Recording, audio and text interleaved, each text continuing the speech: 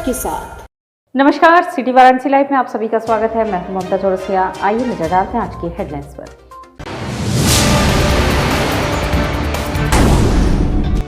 TFC में आयोजित 2 दिवसीय अखिल भारतीय राजभाषा सम्मेलन का हुआ शुभारंभ। पराड़कर भवन में आयोजित federation of bank retiree association UP का प्रांतीय सम्मेलन संपन्न। भाजपा द्वारा आयोजित हुआ कमल नौका यात्रा 80 घाट से उप मुख्यमंत्री केशव प्रसाद मौर्य ने किया शुभारंभ। और एसडीजी चौपाल ने सोनी चौरसिया को बनाया पूर्वांचल का ब्रांड एम्बेसडर। और अब खबरें विस्तार से। 2 दिवसीय अखिल भारतीय राजभाषा सम्मेलन में केंद्रीय गृह मंत्री अमित शाह ने लोगों से हिंदी भाषा को देश की राष्ट्रीय भाषा बनाने की अपील की। 2 दिवसीय अखिल भारतीय राजभाषा सम्मेलन का शुभारंभ करते हुए केंद्रीय गृह मंत्री अमित शाह ने लोगों से अपील की कि हिंदी को देश की भाषा बनाएं, आमजन की भाषा बनाएं। केंद्रीय गृह मंत्री टीएफसी बड़ा लालपुर में सम्मेलन का शुभारंभ करते हुए कहा कि स्थानीय भाषा को मजबूत करने का दायित्व राजभाषा विभाग का है। राजभाषा को मजबूत करने का दायित्व आप सबका है। आप सभी अभिभावकों से अपील है कि आप अपने घरों में बच्चों से स्थानीय भाषा से बात करें, गर्व महसूस कराएं। मौलिक चिंतन स्वभाव से ही संभव है, इसी से आपका, देश का, विश्व का कल्याण संभव है। हम गुजराती हैं, लेकिन हमें हिंदी बोलने में हिचक नहीं होती है। यही आप सबको करना है।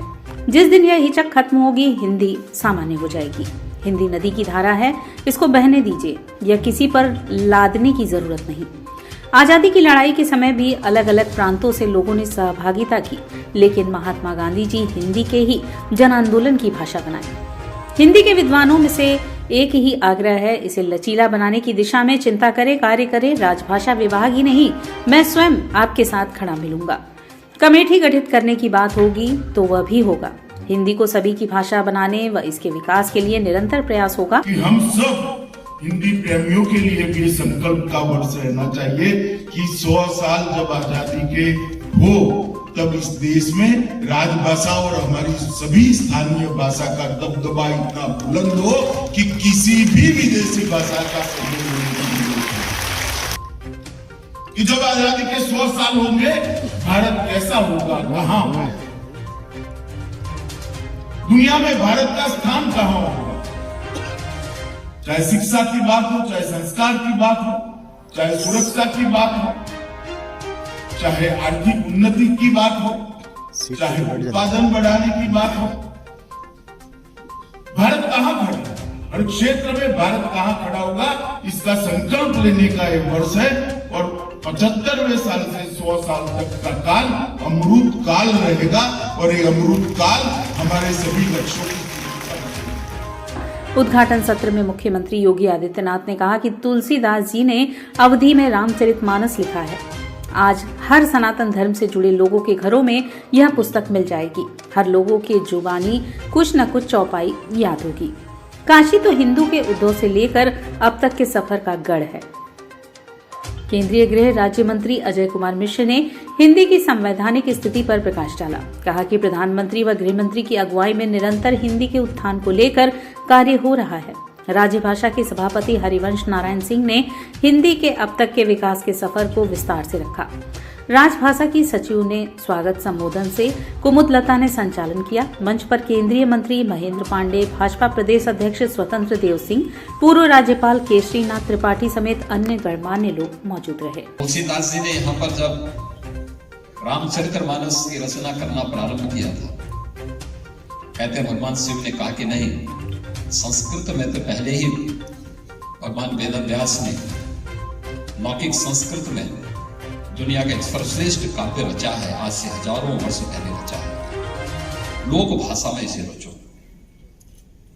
और आपने देखा होगा भगवान शिव की प्रेरणा से अवधि में रचा गया रामचरितमानस कैसे जन जन को अपने साथ जोड़ने में सहायक है। पिछले सैकड़ों वर्षों से आपने देखा होगा रामलीलाओं का माध्यम हो, समाज को जोड़ने का माध्यम हो, देश की स्वाधीनता के लक्ष्य लगाने वाला माध्यम हो। रामचरितमानस घर घर में मुझे लगता है कि कोई ऐसा सनातन हिंदू धर्म का ऐसा घर नहीं होगा जिसके घर में रामायण या रामचरितमानस न रखा हो, वो उसकी पूजा नहीं। केंद्रीय गृह मंत्री अमित शाह ने बाबा काल भैरव के दरबार में हाजिरी लगाई, पूजन अर्चन कर पार्टी के जीत की प्रार्थना की।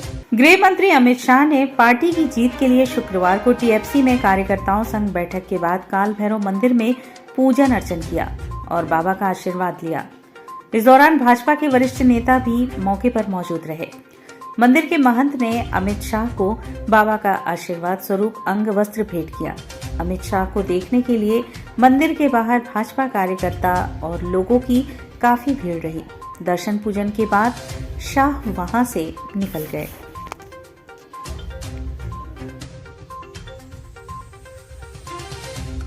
भारतीय जनता पार्टी ने कमल नौका यात्रा का आयोजन किया, जिसका शुभारंभ उप मुख्यमंत्री केशव प्रसाद मौर्य ने 80 घाट से किया, जो राजघाट पर जाकर समाप्त हुआ। उत्तर प्रदेश के चुनाव में निषाद समाज के बीच संपर्क बढ़ाने के लिए भारतीय जनता पार्टी ने कमल नौका यात्रा शुरू की है। इस यात्रा का शनिवार को वाराणसी के 80 घाट से उप मुख्यमंत्री केशव प्रसाद मौर्य ने शुभारंभ किया। इस दौरान उन्होंने मांझी समुदाय के लोगों को संबोधित भी किया और कहा कि काशी हो या पूरा देश, हर जगह का नाविक हमारे साथ है और भाजपा का प्रचार प्रसार कर रहा है। बता दें कि यह कमल नौका यात्रा 80 घाट से राजघाट तक की गई है। इसमें 101 नौकाएं शामिल होने का दावा किया गया है। यह यात्रा राजघाट पर समाप्त हुई, जहां गंगा आरती भी की गई। इस मौके पर डिप्टी सीएम केशव प्रसाद मौर्य ने कहा कि संसार के सबसे प्रभावशाली नेता प्रधानमंत्री नरेंद्र मोदी के संसदीय क्षेत्र के 80 घाट से कमल नौका यात्रा आरंभ हो रही है। मुझे गर्व है कि हम सबका साथ और सबका विकास भी करते हैं और हमें सबका समर्थन भी प्राप्त हो रहा है। श्री मौर्य ने कहा कि जो लोग हिंदुओं का अपमान कर रहे हैं, राम भक्तों का अपमान कर रहे हैं, हिंदू संगठनों के खुखार आतंकी संगठनों से तुलना कर रहे हैं, उनकी कड़ी निंदा करता हूं और मेरा सवाल है कि राम भक्ति करने वालों को वे राक्षस समझते हैं। बाबा विश्वनाथ के मंदिर में जाते हैं, राम मंदिर भी जाते हैं और माता के मंदिर भी जाते हैं। ऐसे लोगों का जवाब देश की जनता आगामी चुनाव में देगी। माननीय नरेंद्र मोदी जी के संसदीय क्षेत्र के पौराणिक दृष्टि से, ऐतिहासिक दृष्टि से जो 80 घाट है, यहाँ से प्रारंभ हो रही है और मुझे गर्व है। हम सबका साथ, सबका विकास भी करते हैं और सबका समर्थन भी हमें प्राप्त हो रहा है। और पूरे उत्तर प्रदेश का जो हमारा निषाद भाई है और चाहे हमारे अलग अलग नाम वो सरनेम कुछ भी लिखते हों, वह भी हमारे साथ हैं। किसान भी, मजदूर भी, नौजवान भी, माताएं बहनें भी, सब लोग हमारे साथ हैं। और 2022 के विधानसभा चुनाव में एक बार फिर से उत्तर प्रदेश में भाजपा 300 से ज़्यादा सीटें जीत करके सरकार बनाएगी और उत्तर प्रदेश का विकास भी होता रहेगा और देश के विकास का रास्ता भी खोलेगा। भारतीय जनता पार्टी मत्स्य प्रकोष्ठ के तत्वाधान में आयोजित यह कमल नौका यात्रा, जो कि आज 80 घाट से प्रारंभ होकर राजघाट तक गई और वहां जनसभा में तब्दील हो गई। जनसभा को संबोधित करते हुए जयप्रकाश निषाद ने बताया कि हम मछुआरा समाज के लोग 2022 के चुनाव में भारतीय जनता पार्टी के साथ मिलकर सरकार बनाएंगे। हमारा भाई जिसके भी साथ रहेंगे, सरकार उसी की बनेगी। भारतीय जनता पार्टी की सरकार ने हमारी मांगों को माना और समझा, इस वजह से हम मछुआरा भाई भारतीय जनता पार्टी के साथ हैं। देश की और प्रदेश की नैया फिर से जो है निषाद राज ही पार लगाएंगे। बिना निषाद राज के किसी की नैया पार होने वाली नहीं है।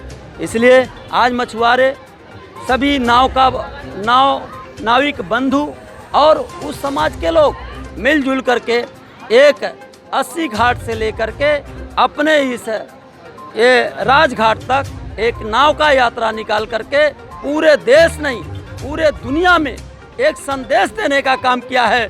जिस दिन ये निषाद राज पूरा नदी के रास्ते जिस प्रकार से अंग्रेजों को डुबा करके मार करके इस देश की आज़ादी दिलाने में काम किया था, उसी प्रकार से इस देश पर भी हुक्मरान अगर किसी को बनाने का काम करेगा तो निषाद राज की सबसे बड़ी अहम भूमिका होगी। यह संदेश पैदा करने के लिए आज नाव का यात्रा हम लोगों ने निकाल करके पूरे देश में मैसेज देने का काम किया है। भाजपा की वरिष्ठ नेता रीता बहुगुणा जोशी वाराणसी पहुंची। उन्होंने विपक्ष पे निशाना साधते हुए कहा कि आगामी विधानसभा चुनाव में हम मूल रूप से सिर्फ विकास की बात करेंगे। वाराणसी के टीएफसी में आयोजित 2 दिवसीय अखिल भारतीय राजभाषा सम्मेलन में शिरकत करने पहुंची भाजपा की वरिष्ठ नेता रीता बहुगुणा जोशी ने विपक्ष पर जमकर निशाना साधा है। रीता बहुगुणा जोशी ने कहा कि जाति और धर्म के आधार पर ही चुनाव लड़ने की कोशिश कर रही है विपक्ष, जो कि बिल्कुल नहीं हो पाएगा। उन्होंने साफ तौर पे कहा कि हम लोग विकास के मुद्दे को लेकर के ही मैदान में उतरेंगे, लेकिन अगर राम मंदिर बन रहा है तो उसकी भी चर्चा जरूर करेंगे, लेकिन मूल रूप से हम सिर्फ विकास, विकास और सिर्फ विकास की ही बात करेंगे। मोदी और योगी ने जो करिश्मे किए हैं वो हमारे मुख्य आधार हैं। रीता बहुगुणा जोशी ने साफ तौर पर कहा कि विपक्ष इस समय बौखलाया हुआ है और यह सोच रहा है कि कैसे किस जाति और समुदाय को अपनी ओर खींचे। हालांकि अब जनता बहुत जागरूक हो चुकी है और ऐसे लोगों को जवाब देगी। जिन्ना के सवाल पर उन्होंने कहा कि जिस इंसान ने देश में गिरना पहला ही और जिसकी वजह से 20,000 से ज्यादा लोगों की मृत्यु हुई और ऐसे व्यक्ति को कोई कहे कि उन्होंने आजादी दिलाई, तो मुझे लगता है कि उन्हें इतिहास पढ़ना चाहिए। राशिद अल्वी के बयान पर रीता बहुगुणा जोशी ने कहा कि यह बहुत ही आश्चर्यजनक और संवेदनहीन है। किसी भी धर्म या धर्मावलंबियों पर कुठारघात करना यह हमारे लोकतंत्र पर परमिशन लेवल नहीं है। और राशिद अल्वी जी ने यह बात कैसे कही, मुझे बड़ा आश्चर्य है। वहीं हिंदी को राजभाषा का दर्जा संविधान में दिया है, ऐसा उन्होंने कहते हुए बताया कि हमारी सरकार ने इसलिए निरंतर संविधान के अनुसार राजभाषा का हमारे कार्यों में 100% पालन हो। उन्होंने कहा कि हिंदी के संवर्धन के लिए और उसके महत्व को बताने के लिए निरंतर प्रयास करते रहते हैं। महात्मा ने खुद कहा था कि जिस देश की अपनी राजभाषा न हो वह देश गूंगा होता है।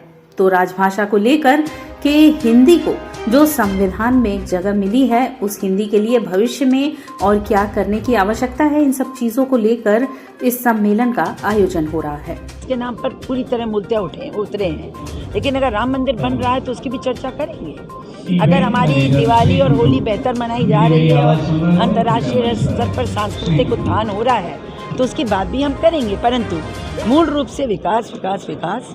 मोदी जी और योगी जी ने जो करिश्मे किए हैं देश के सामाजिक आर्थिक क्षेत्र में, राजनीतिक क्षेत्र में जो मूल्यों को बदला है वो हमारे मुख्य आधार है। और विपक्ष तो बौखलाया हुआ है, दौड़ रहा है कि कैसे किस जात को, कैसे किस समुदाय को अपनी ओर खींचे।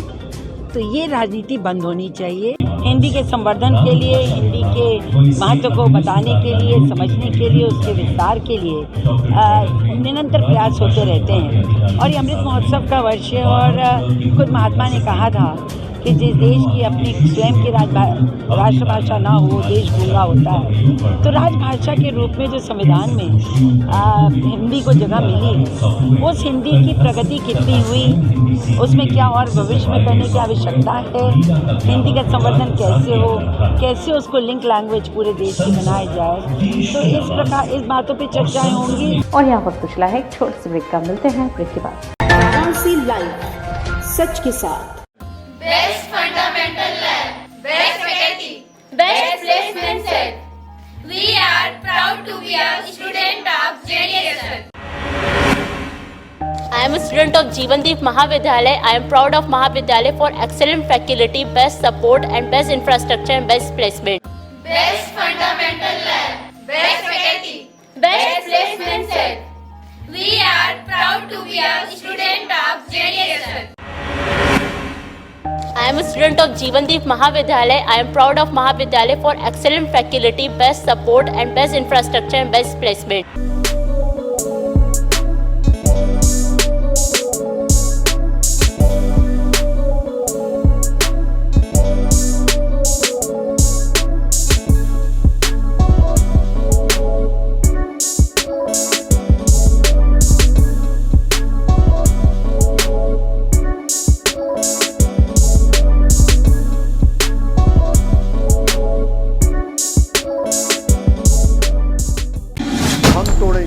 ये सन्नाटा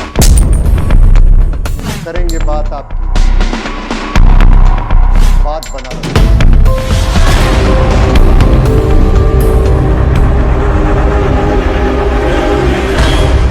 पूछेंगे सवाल, उठाएंगे मुद्दे, करेंगे बहस, होगा मुकाबला आमने सामने, ताकि सच जिंदा रहे। बेबाक बहस। कोरोना वायरस ने देश में एक बार फिर से रफ्तार पकड़ ली है।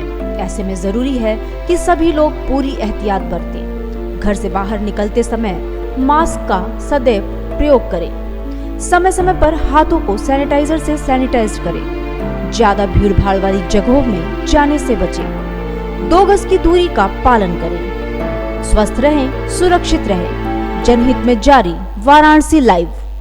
वाराणसी लाइव, सच के साथ। और ब्रेक के बाद पुनः आपका स्वागत है। मैदागिन स्थित कांग्रेस कार्यालय में कांग्रेस सेल की बैठक संपन्न हुई।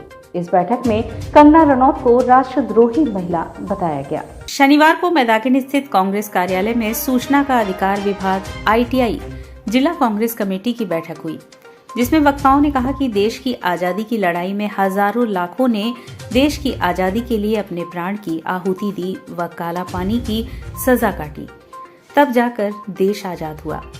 उसको चाटुकार अभिनेत्री कंगना रनौत ने कहा कि वह आजादी भीख थी। असली आजादी 2014 में मिली है, जो इनकी मानसिकता को दर्शाता है कि यह राष्ट्रद्रोही महिला है। ऐसी राष्ट्रद्रोही महिला को मोदी सरकार ने पद्मश्री से नवाजा है। बैठक के दौरान राजेश त्रिपाठी ने कहा कि कंगना रनौत राष्ट्रद्रोही महिला है, उनसे तत्काल मोदी सरकार अपना पद्मश्री पुरस्कार वापस ले एवं इसके ऊपर पंजीकृत मुकदमा दर्ज कर जेल के सलाखों में डाले। इस देश में जो भी राष्ट्र के खिलाफ, स्वतंत्रता सेनानियों के खिलाफ बोलता है, उसे तत्काल जेल में डालना चाहिए। बैठक में रितेश मिश्रा, आनंद चौबे, VN चित्ररंजन चौबे, गौतम श्रीवास्तव, शालू, माजिद खान, पिंटू शेख, ज्ञान प्रताप सिंह, डिम्पल, सोनू पांडे, ऋषि श्रीवास्तव, मोहम्मद आरिफ गोपाल चौबे, विनय उपाध्याय आदि लोग शामिल थे। अंग्रेजों ने 150 साल हुकूमत की हमारे देश पर। उस आज़ादी को लेकर लाखों हजारों लोगों ने अपनी प्राण की आहुति दी। उस आज़ादी को लेकर हमारी कंगना रनौत जी ने कहा कि वह आज़ादी नहीं, वह भीख थी। ऐसे में केंद्र सरकार, भाजपा की सरकार, उनको पद्मश्री से नवाजा जा रहा है। आज हम लोग कांग्रेस जन ने बैठक किया, हम लोगों ने एक निर्णय लिया और निर्णय में ये मांग किया केंद्र सरकार से कि ऐसे राष्ट्रद्रोही महिला से, जो हमारे स्वतंत्रता आंदोलन में जो सम्मिलित थे, जिन्होंने प्राण की आहुति दिया, ऐसे सेनानियों के खिलाफ बोलने वाली राष्ट्रद्रोही महिला को तत्काल उससे पद्मश्री वापस ले और ताकि उन पर एक पंजीकृत मुकदमा ला दे और उनको सलाखों के पीछे भेजे, तभी देश में अमन चैन कायम होगा।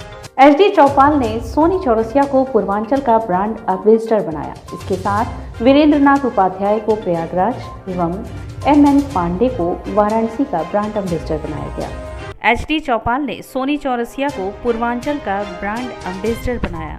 इसके साथ साथ श्री वीरेंद्रनाथ उपाध्याय को प्रयागराज एवं MN पांडे को वाराणसी का ब्रांड एम्बेसडर बनाया गया है।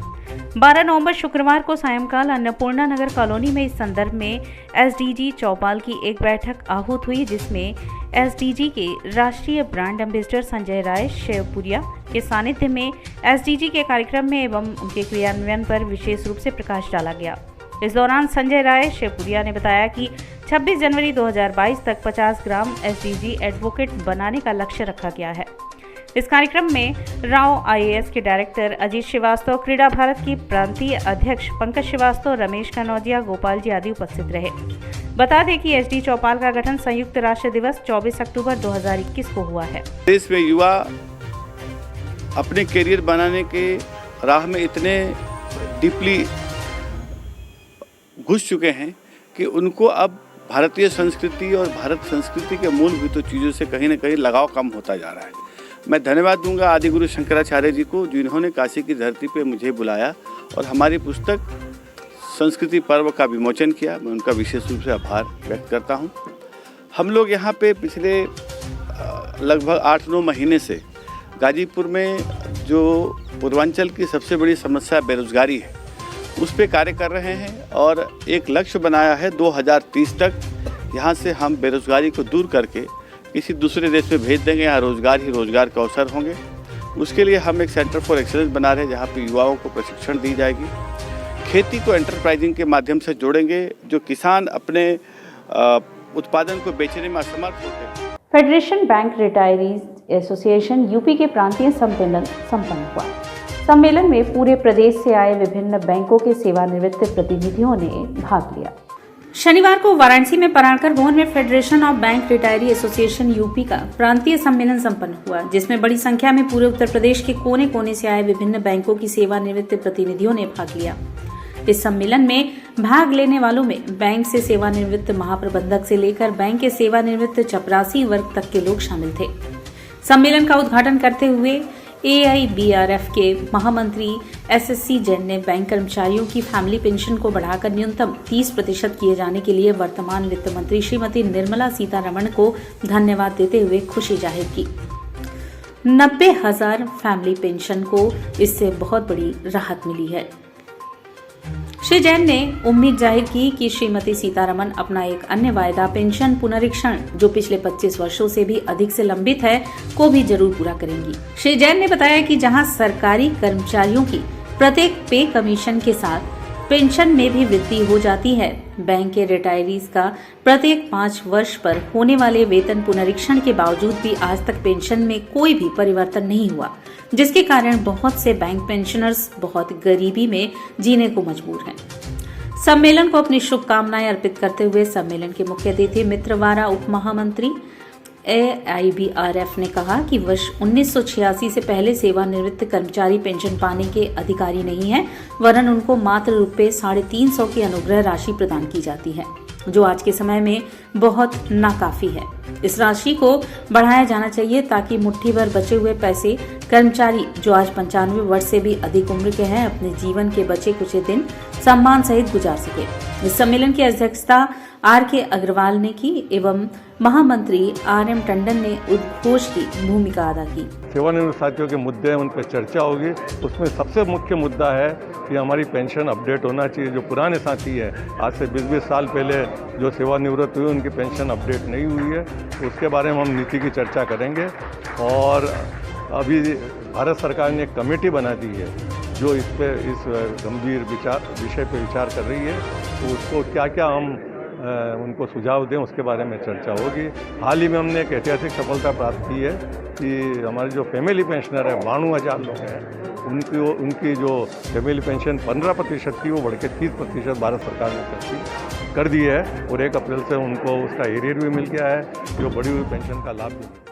नई सुबह एक उम्मीद सामाजिक संस्था कार्यक्रम का शुभारंभ ककरमत्ता में हुआ, जिसमें महिलाओं में लीडरशिप की क्वालिटी लाने हेतु सरकारी योजनाओं का क्या योगदान है विषय पर चर्चा हुई। शनिवार को नई सुबह एक उम्मीद सामाजिक संस्था के द्वारा ककरमत्ता में ग्राम पंचायत भवन में जन कल्याणकारी योजना जागरूकता कार्यक्रम का आयोजन किया गया।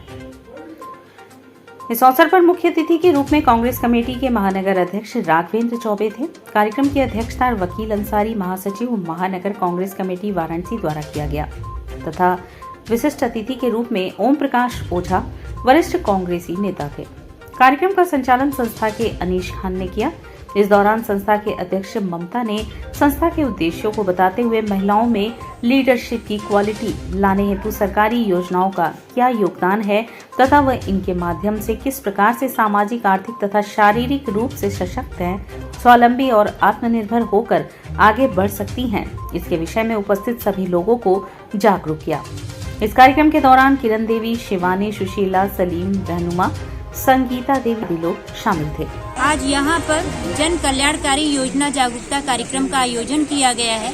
यहाँ के लोगों को जागरूक किया गया है, सारी योजनाओं के विषय में बताया गया है, जैसे लेबर कार्ड के क्या लाभ है, ई श्रम कार्ड का क्या लाभ है, पारिवारिक लाभ क्या है और विभिन्न प्रकार की योजनाएं, वृद्धा पेंशन, विधवा पेंशन, इसके विषय में सभी लोगों को डिटेल बताया गया है कि उसमें डॉक्यूमेंट्स क्या लगते हैं, इसको सबमिट कहाँ करना है, इसको जमा कैसे करवाना है और इसका लाभ आप कैसे ले सकते हैं और इसमें किस किस उम्र के लोग इसमें जुड़ते हैं, इन सभी चीज़ों की जानकारी उनको आज यहाँ से दी गई है।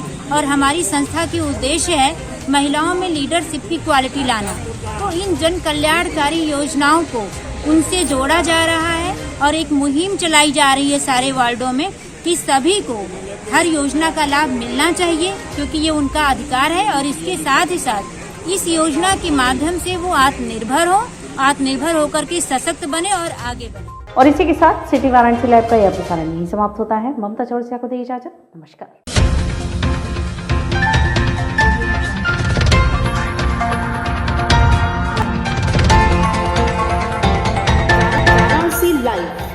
सच के साथ।